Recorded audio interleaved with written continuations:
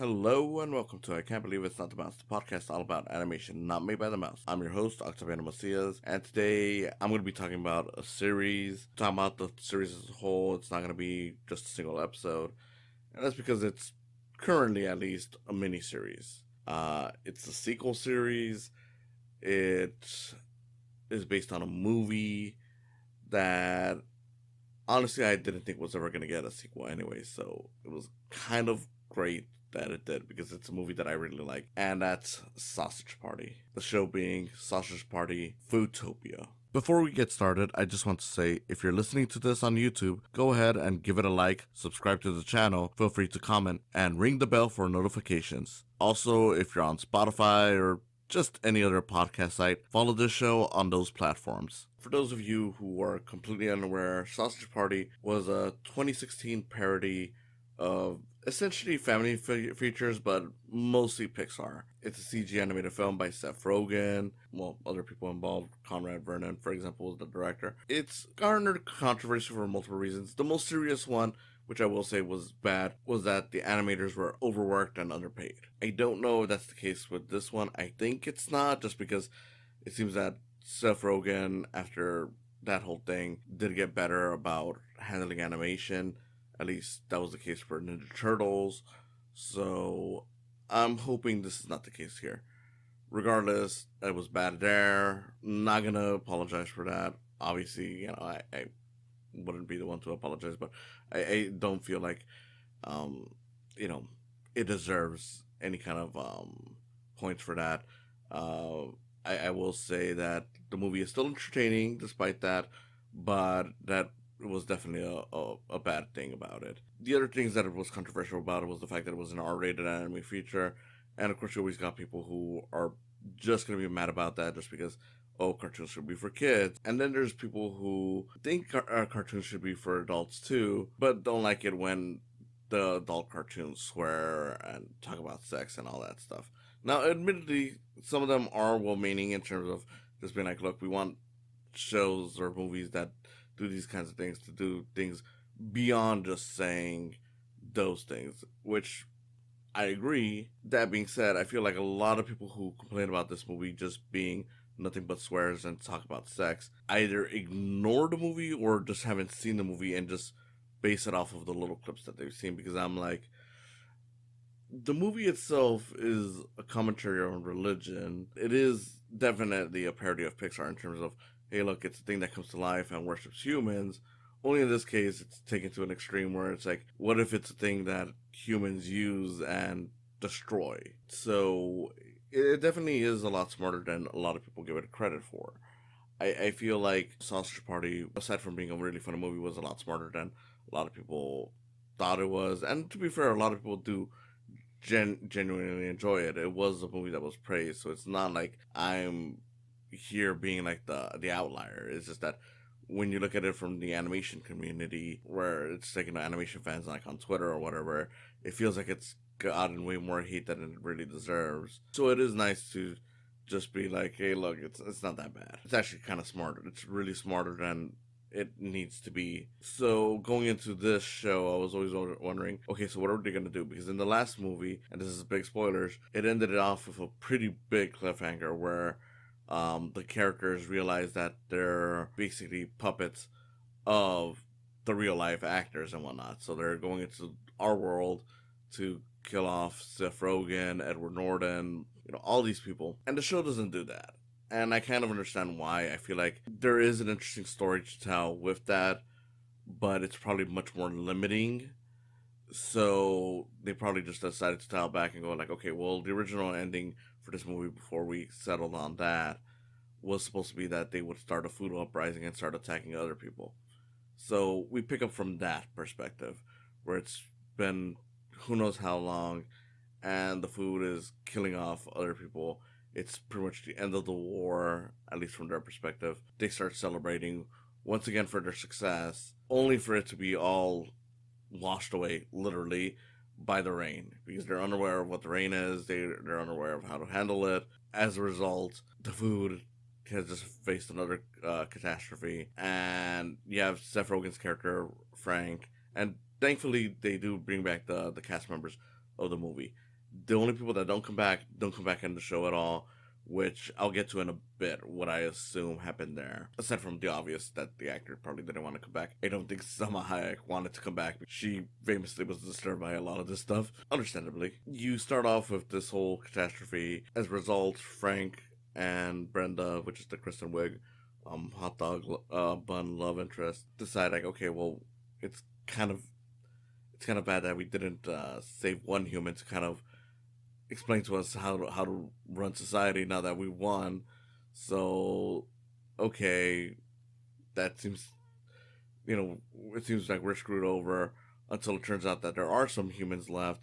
So they decide like, okay, let's find one. We get to a new character that's going to be recurring throughout the whole show, Will Forte, and they get stuff out of it, even though you have the Michael Cera, hot dog character, Barry, just being completely against the idea, but he doesn't have to know everything, right? That's the whole premise of the show. And of course, there's more to it. Eventually, we get introduced to a new villain. It's an orange character named Julius who starts running the society, and the whole show becomes a satire on just how to run a society, because it's pretty much like, well, we've won the battle against the humans, kind of like, still like your Planet of the Apes or whatever. How exactly do we run society now that they're not in charge? So it does have fun in creating society, making fun of our society. There are scenes where there are like, okay, well, there's some food residents that are stealing from other food residents. What do we do? Okay, let's create a anti-theft system where we hire some people who hopefully won't go mad with power, to stop these people, and they even have jokes with that. Much like with the movie, they have some really bad puns in there, funny bad puns. Oh look, one of the cops is Iced Tea, named Iced Tea, because get it, Law and Order. The whole show goes around from that. I'm not gonna go into too much detail. One, because it's fairly recent. Two, I think you should watch it, and three, it's just funny. Much like the movie, it's really funny. I think it can be a little funnier than the movie, but I don't know. I still think the movie is better than the show overall. The show runs for 8 episodes, and admittedly, I kind of feel like they could have shortened it out to be a whole movie. I won't say that it's as bad as like a lot of the Disney Plus shows, like the Marvel ones, even the ones that I like, admittedly, where it feels like, oh yeah, this is literally just a movie. It doesn't feel like a show, because each episode for the most part does kind of feel like it's set up like a show. That being said, the plot line and everything, I still feel could have worked as a movie itself, but they didn't go that way, so I am judging it as a show. I will say, as a sequel, ignoring whether it's a movie or a show, it's easily the best animated sequel we've gotten all year. And I say this enjoying Kung Fu Panda 4.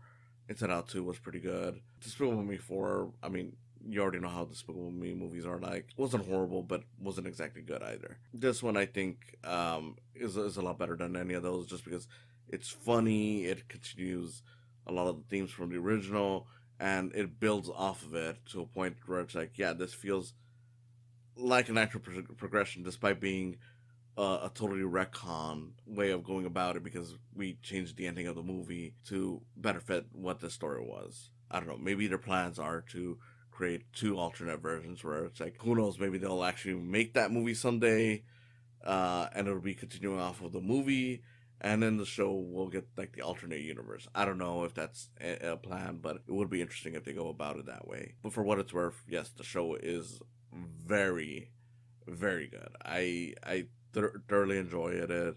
There is an episode, I will say up front, before we take a little break, where I will say that the show goes a little far. And to be fair, Amazon even warns you about it. It's in the 6th episode. There's a warning. They're not doing that for shits and giggles. There is a very nasty scene. I'll say this much. I'm not. I don't want to spoil it, but at the same time, I kind of feel like maybe I should say it just in case, if you are interested, just to be aware of what to expect on that episode. There is, like I said, a human character voiced by Will Forte, and Frank, the Seth Rogen hot dog, does start to bond with the character. And if you know anything about bonding in the show and bonding in the movie, what that eventually leads into, I think you can figure out what's so nasty in the episode. And trust me, it is. I mean, it's funny. But I'm not gonna lie. I kind of was trying to hold my, I don't know, like I had my gag reflex going, and like I was ready to kind of vomit a little once the whole thing pays off. And yeah, I just beware. Look, I mean, as it is, this is a show that's made for adults, so it's obviously kind of nasty and kind of gross. So it's not like something you'd watch, with your kids or maybe even with your parents. But that's definitely one where it's like, yeah, be careful of where you're watching it because it gets very nasty.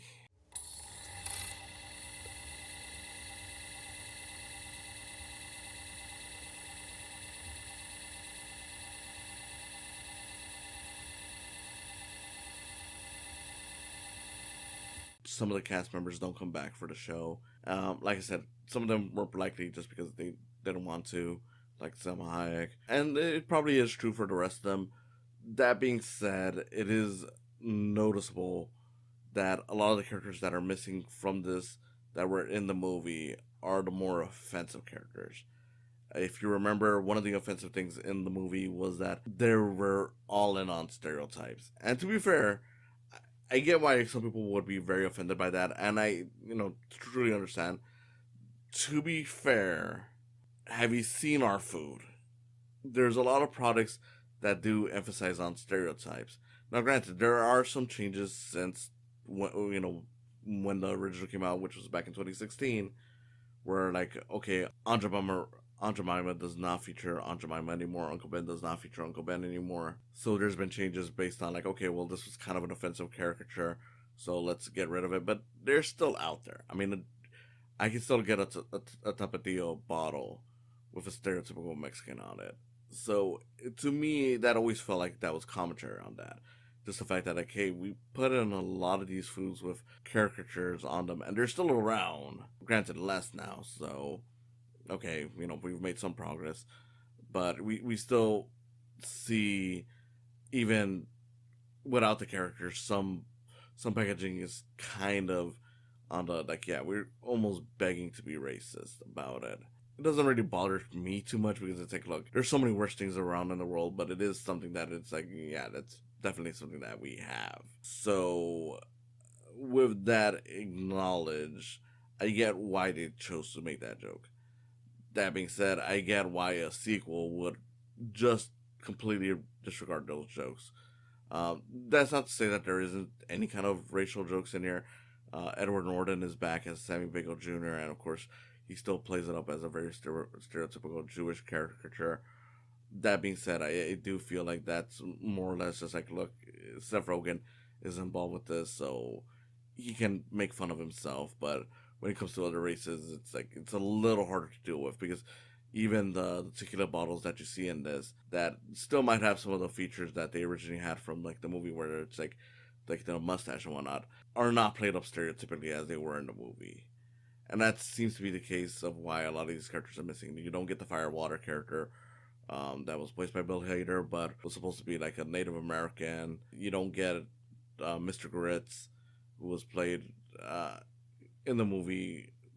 I mean, it's obviously supposed to be a parody of like the Mr. Chips character, but we got rid of a lot of those stereotypical characters. Even a major plot point in this being that Sammy can't get over the fact that Lavash is gone, who I'm not sure if Kromholtz ever actually came back to do the lines that he has in this show, or if it was someone else. It was so quick that I was kind of unsure, and I honestly didn't look it up. So it could be someone else, but regardless of it, the racial caricature characters are pretty much gone in this. Again, understandably, I don't feel bothered by their loss, but it is kind of noticeable just because it's like, yeah, that was a big part of the original, but I get it. It is very offensive, and you sometimes have to make some changes in order for things to work out. Beyond that, it does really tie into being a sequel to the movie. It does continue on, like I said, the themes like, hey, well, the last one was about religion, and we already kind of conquered that. So now let's focus more on the society aspect of this. Like, How do these people interact with each other, or food, I guess? How do they create their society? And of course, they even acknowledge, like, at some point, like, dude, you're just recreating human society, but with food, and more specifically, Western human society, with a lot of the stuff where it's like, instead of money, you're using teeth, and you do have your healthcare system, but it's bad because you have to pay for it and all that stuff. They eventually even have a whole presidential election. Things go wrong there. Not going to go into too much about it. But yeah, it is a very smart show, very funny. I highly recommend it if you're a fan of the original. If you're not a fan of the original, you probably won't be convinced otherwise of this one. What I will say, if you're not a fan of the original, give it a shot if you legit have not watched it and are just going off of what you think it is. If you did watch it, I'm kind of sad that you didn't enjoy it, but I understand it won't be for everyone. That being said, I do hope it is for reasons that make more sense than just, well, I didn't just like the slurs and whatnot, because it's like, well, yeah, you were going into an R-rated movie. What did you expect was going to happen, especially an R-rated comedy? I understand that stuff is not for everyone, but I feel like some of the complaints that get lodged at this and other adult stuff that has that stuff always just comes off less as, this is not for me, and more like, well, this is wrong because I don't like it, which is two completely different things. Like, look, even if you don't like it, other people will. I'm not saying you necessarily have to give it a pass for that, but just take into consideration, instead of acting all like, oh, this is not good because no one should like it or whatever. I've seen people say things like, oh, well, who wanted this sequel series? And it's like, I don't know, ask the people who enjoyed the original movie. That's who wanted it. There's plenty of people, it's not like this movie got like a negative Rotten Tomato meter or whatever. I don't think it did. I'm pretty sure it was very well praised from when it came out. I remember it being praised. So there's plenty of people who wanted this, or at least are glad to hear that it's happening. Personally, I just feel like, cut your own biases out of it. If you don't like it, fine, but don't act like everyone has your mentality. Don't act like this is some kind of stain on the earth just because you personally didn't enjoy it. Let others have their fun. I mean, a lot of you probably say that about animation anyways whenever people comment on it being for kids only, so it is disappointing that when you get one that is genuinely for adults, and adults specifically, you guys decide to act the same way that a lot of anti-animation people do. Only difference is that you're complaining about the fact that it's the wrong kind of adult show, and it's like, we don't need this to be the wrong or the right kind of adult show. We just need it to be good. Whatever is the right kind of adult thing for you will come if you support various things and show that people want more. Again, you don't have to even watch this. I'm just saying that by telling others that they can't enjoy it, you're essentially trying to limit the art form every bit as much as the people who say that it's only for kids. Something to consider, but regardless of that, Sausage Party Foodtopia, very funny show. If you enjoyed the movie, you're gonna enjoy the show. I still feel like it's the best sequel based on an animated feature that we've gotten so far this year. Who knows if that'll continue being true. I mean, we got a new Wallace and Gromit movie coming out this year. Regardless of it, I really enjoyed it. I think you'll really enjoy it if you have an open mind or enjoyed the original. Go check it out. I want to say thank you for listening, and I hope to see you again next time. Oh, great, fantastic. What a waste of time. Aside from all the liberated foods, yeah. Thanks for stopping by. Go ahead and follow this channel. Subscribe, like and comment, ring the bell for notifications. Go ahead and also follow my podcast and give some love to my Patreon account while you're at it. It's www.patreon.com/saicams. Again, thanks for stopping by, and I hope you come back for more in the future.